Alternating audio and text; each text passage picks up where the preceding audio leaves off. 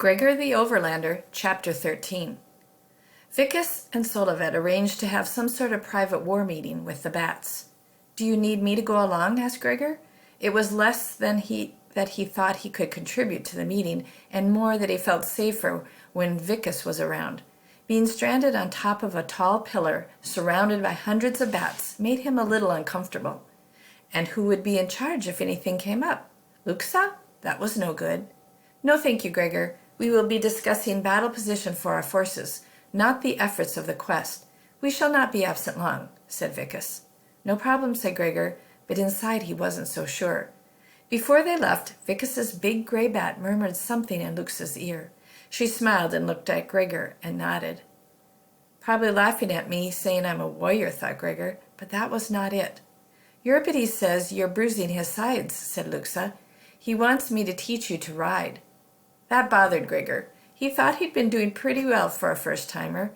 "What's he mean I'm bruising his sides?" "You hold on too strongly with your legs. You must trust the bats. They will not drop you," said Luxa. "It is the first lesson we teach the babies." "Huh?" said Gregor. Luxa had a way of putting him down even when she wasn't trying. "It is easier for the babies," said Merith quickly. "Like your sister, they have not yet learned much fear. We have a saying down here. Courage only counts when you can count." "Can you count, Boots?" Merith held up his fingers before Boots, who was busy trying to tug off Gregor's sandal. 1, 2, 3. Boots grinned and held up her pudgy fingers in imitation. "No, me. 1, 2, 3, 4, 7, 10, she said, and lifted both hands in the air at her accomplishment. Henry scooped up Boots and held her at arm's length, the way someone might hold a wet puppy. Boots has no fear, nor will she when she masters counting. "You like to fly, do you not, Boots? Go for a ride on the bat?" he asked mischievously. "I ride," said Boots, and wiggled to get out of Henry's uncomfortable hold. "Then ride you," said Henry, and tossed her right off the side of the pillar. Gregor gasped as he saw Boots, as if in slow motion, sail out of Henry's hands and into the dark. "Henry," said Merith in shock, but Luxa was cracking up. Gregor staggered to the side of the pillar and squinted into the darkness. The faint torchlight provided by the bats illuminated only a few yards. Had Henry really thrown Boots to her death? He couldn't believe it. A happy squeal came from above his head. "More! Boots!"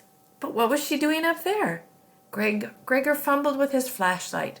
The beam was strong and cut a wide swath of light through the blackness. 20 bats were wheeling around the cave, playing some kind of game of catch with Boots. One would take her up high and flip over, sending the toddler free-falling to the ground. But long before she reached it, another bat would scoop her up gently, only to rise and flip her off again. Boots was giggling ecstatically. "More, more," she ordered the bats, each time she landed, and each time they dropped her, Gregor's stomach lurched into his throat. "Stop it," he snapped at the Underlanders. Henry and Luxa looked surprised. Either no one had ever yelled at these royal brats, or they hadn't seen Gregor lose his temper yet. He grabbed Henry by the front of the shirt. "Bring her in now!" Henry could probably cream him, but he didn't care. Henry put up his hands in mock surrender. "Take ease, Overlander. She is not in danger," he said, grinning. "In truth, Gregor, she is safer with the bats than in human hands," said Luxa. "She is not afraid." "She's too!" screamed Gregor, wheeling on her. "She's going to think she can jump off anything and be caught." "She can," said Luxa, not seeing the problem. "Not at home, Luxa. Not in the Overland," said Gregor, "and I don't plan on staying in this creepy place forever." They may not have known exactly what he meant by creepy, but it was pretty clear it was an insult. Luxa raised her hand, and a bat coasted by, lightly flipping Boots into Gregor's arms. He caught her and squeezed her tightly. The Underlanders were no longer laughing. "What means this creepy?" said Luxa coolly. "Never mind," said Gregor. "It's just something we Overlanders say when we see our baby sisters being tossed around by bats. See, for us, that's creepy." "It was meant to be entertaining," said Henry. "Oh yeah, you guys should open a theme park. You'll have a line stretched from here to the surface." Now they really had no idea what he was saying, but his tone was so sarcastic they couldn't miss it.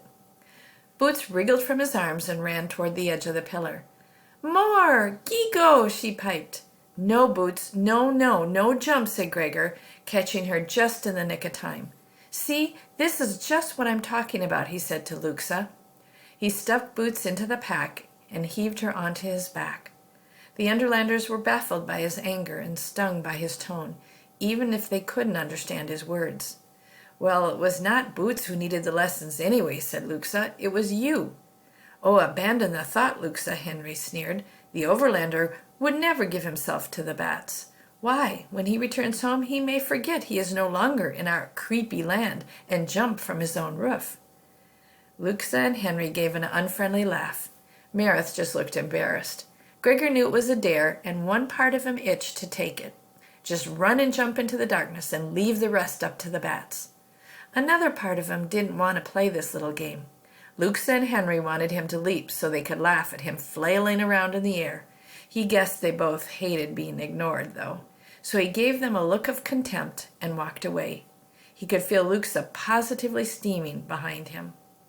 "I could have you thrown off the side, Overlander, and have no one to answer to," said Luxa. "So do it," said Gregor, holding out his arms. He knew it was a lie. She'd have Vicus to answer to. Luxa bit her lip in vexation.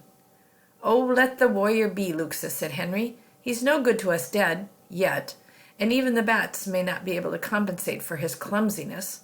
Come, I will race you to the pitch pool." She hesitated for a moment, then ran for the edge. She and Henry launched into the air like a pair of beautiful birds and vanished, presumably on their bats. Gregor stood there, hands on his hips, hating them. He had forgotten Meredith was behind him. "You must not take what they say to heart," said Meredith softly. Gregor turned and saw the conflict on Meredith's face. They were both kinder as children, but when the rats took their parents, they changed. "The rats killed Henry's parents too?" asked Gregor. "Some years before Luxus, Henry's father was the king's younger brother. After the Overlanders, the rats would most like to see the royal family dead," he said. Meredith. "When they were killed, Nerissa became as frail as glass and Henry as hard as stone."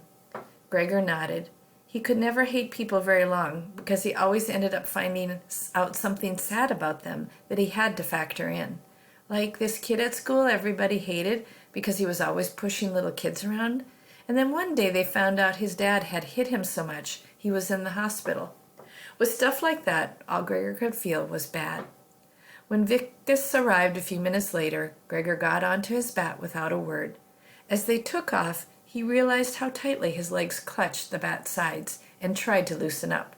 Vicus rode with his legs swinging free. Gregor let his legs go and found it was actually easier to stay on, more balanced. "Now we must visit the crawlers," said Vicus. "Do you wish to continue dissecting the prophecy?"